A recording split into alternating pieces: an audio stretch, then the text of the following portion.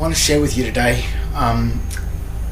some information that I found on an old documentary about, it was probably filmed over 20 years ago, and it was Britain's concern about the changeover from British law and surrendering their sovereignty to the UN, or the EU, the European Union, and the United Nations, because they were concerned about going from British law, which was the Magna Carta, over into Roman, the rule of law, Roman law, which is really a Babylonian law called the Corpus Juris. Now, I've been going on about the Corpus Juris because Justinian, in between 530 and 560 roughly, was the mastermind behind bringing this Corpus Juris back, even though I think it's always been there, but he was the mastermind in the modern day Corpus Juris that we have today. Accursius, the mastermind behind the modern day Corpus Juris that controls the foreign governing corporate merchant banking system of the world today, as well as the United Nations and the European Union via the introduction of the surname in 1230 AD. The surname is the consent into modern day slavery. And around 1230 or 1215, when the Magna Carta came into being, when that was signed off, that was where the people had just had enough of this Roman draconian rule of law, which was really a military style law, or a shipping law, or corporate law, where it was the rules, or a statute law, where everyone had to follow the rules, and there was no trial by jury. A lot of those sort of things didn't exist there. You were charged and then faced a magistrate, whereas with the Magna Carta you had all the rights, the common law rights of land. And I've been concerned about it, and I've been trying to warn Australia, the people of Australia, about what's happening with this Corpus Juris, and obviously with Whitlam signing the Unidroit Treaty of Rome in 1974, and even when President Kennedy refused to sign the Unidroit Treaty of Rome in 1963, he got his brains blown out the back of the boot of his limousine, and shortly after that Lyndon B. Johnson comes in and signs the Unidroit Treaty of Rome. What Kennedy didn't realise, I guess, that he was not the president of the United States of America. He was the president of the foreign corporate US, or United States. And was that British law, or was it really America? I don't think it was. I think it was a private, foreign, French-based and Rothschild banking system that they signed up to. And obviously the US Federal Reserve, when President Kennedy wanted to get rid of the US Federal Reserve and bring back a true American de jure bank, that was basically the end of him.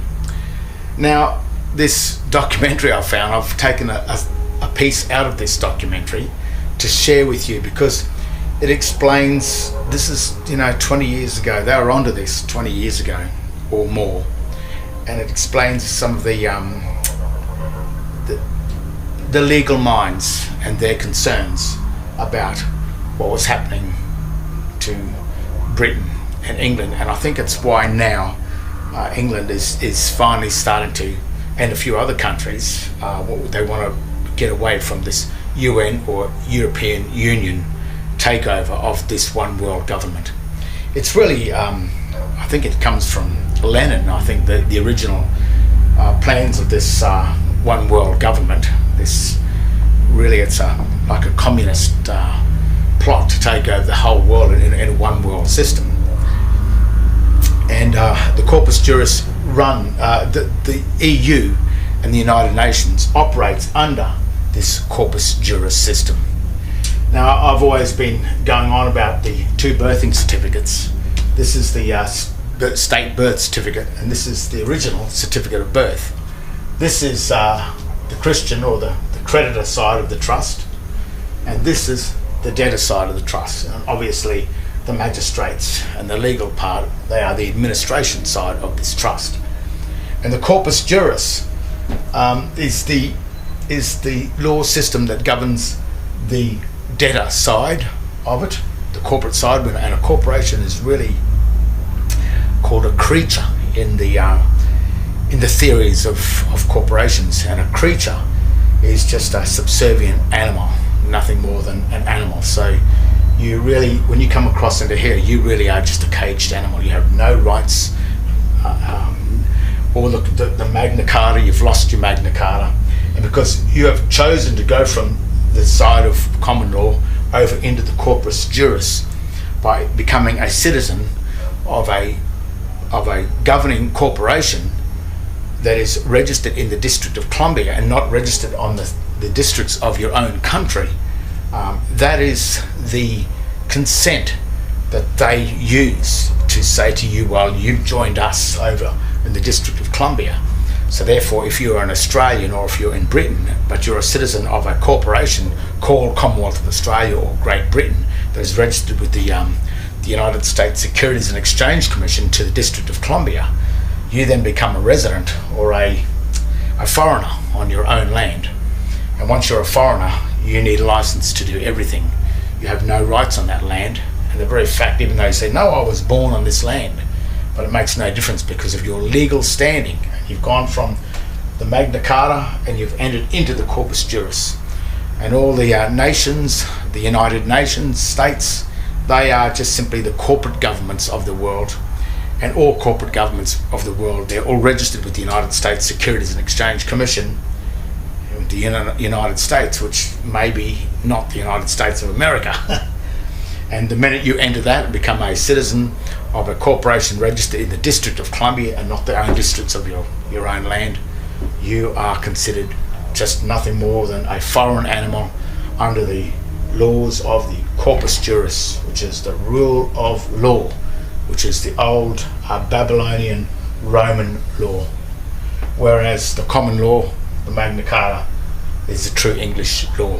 You'll notice the writing on the all uppercase text, that is the language of the corpus juris.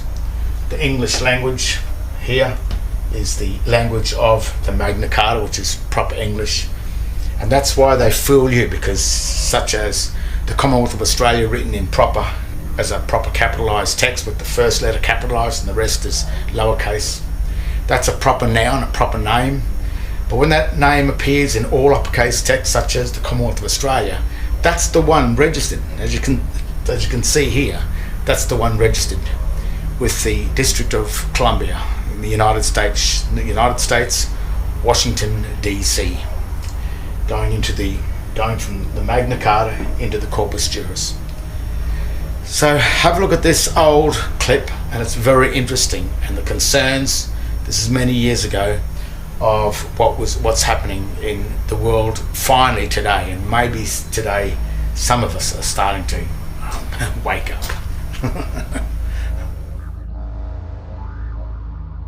Laws of the European Union are drafted not by the Euro Parliament, but by the EU Commission, one of three powerful forums in which the true might of the Union resides. Members of these forums are not elected to their positions, nor, we are told, will they ever be. When cornered, politicians and public servants routinely tell the British that the EU is just a trading partnership. Yet, underneath the surface, a different picture has emerged. In 2001, a market trader was convicted for selling a pound of bananas weighed using British imperial measures instead of grams and kilos. British District Judge Morgan, in passing judgment upon the hapless metric martyr, stated, "We are now living under a new legal order. The 1972 European Communities Act was a one-off, not an ordinary treaty, but a new way of life. These are new constitutional powers. The British Parliament surrendered its sovereignty in 1972. European laws have overriding force with priority over our British laws. The articles on the supremacy of the British Parliament are now only of historical perspective. They are non-binding." We asked constitutional expert John Bingley whether our politicians were entitled to abandon the rule of law by handing over the powers of British governments to a foreign power. The answer is simple: no. We have much written constitution which is not really fully appreciated in this country. And these documents, the Bill of Rights and Declaration of Rights, along with Magna Carta and many other legal instruments, make it quite plain that allegiance is owed to the Queen, and that allegiance is returned by her through the contract of her coronation oath to the people. And that is not something which may be broken, and our politicians are not entitled to break their oaths of office. It follows, therefore, that no government, with or without a popular mandate, may transfer sovereignty on a temporary or permanent basis to a foreign power that owes no allegiance to the British Crown and is unaccountable to the British people. The new European justice system currently being introduced into the UK is known as Corpus Juris, literally body of law. Corpus Juris is designed completely and permanently to overhaul the British justice system and will include the following: the scrapping of trial by jury. Henceforth you will face a state-appointed judge who will pronounce you guilty or not guilty. The scrapping of habeas corpus. You are liable to summary arrest without charge. Under Corpus Juris, you can be detained without charge or any evidence being presented against you for up to 9 months. The scrapping of innocent until proven guilty. Henceforth, a citizen must prove his innocence against the combined machinery of the state. The scrapping of double jeopardy, or not being tried for the same offence twice. Under EU sanction, Jack Straw, while Home Secretary, gave prosecutors leave to appeal not guilty verdicts if desired. Technically, this could be done repeatedly until the required conviction is secured. The scrapping of non-disclosure. Henceforth, under Corpus Juris, any previous convictions you have will be made available to the court before your trial begins. There is no presumption of innocence. The French system, or the continental system broadly, the droit administratif, places everything, the subject of the foreign or continental countries, have no rights at all. An Englishman has full liberty, except under the due restriction of law. Under the droit administratif, you have no rights except those that are allowed to you by the state. This fundamental difference is very important because it's now leading, with the takeover of the EU situation, we are now leading to a state whereby we too will come under the droit administratif. And this will stop us having a right to trial by jury. And that in itself is a back door to a dictatorial arrangement. Well, as you can see, it's an interesting documentary for that long ago. Those people knew what was going on. There's two main dictionaries in the world, which is the law of land, the common law of land, and the Corpus Juris, which is the law of the sea. And there's some satanic stuff happening, because people would say, well, how did the law of the sea get up onto the land? And I think that's the Masonic system truly at work that happens there, and the reason why the goat is the symbol of Satan. And a lot of people can't make this connection. What has the goat got to do with Satan? And I've said this before. The G-O-A-T, spelt in English, like a capital G-O-A-T, constitutes a goat. That thing. But when the word goat, G-O-A-T, appears in all uppercase text like this, and then you go to the Black's Law Dictionary, which is the black Pope, the black nobility. The Black's Law Dictionary is the dictionary of the signs, not the words, it's of the signs. And it is not a dictionary of English. It's the concepts of the Corpus Juris, that's what it is. And the word G-O-A-T, written in the all uppercase text, means the sewer. And the strange part about the sewer, it is the man-made channels that channel the water from lands down into the sea. And it is through these sewers, through the goat, that the law of the sea has channeled itself through the channels of the sewer up onto the lands. And that's why the Masonic system is really called the underworld, because they're dealing with the underworld, which is the sewers, and the world of the dead.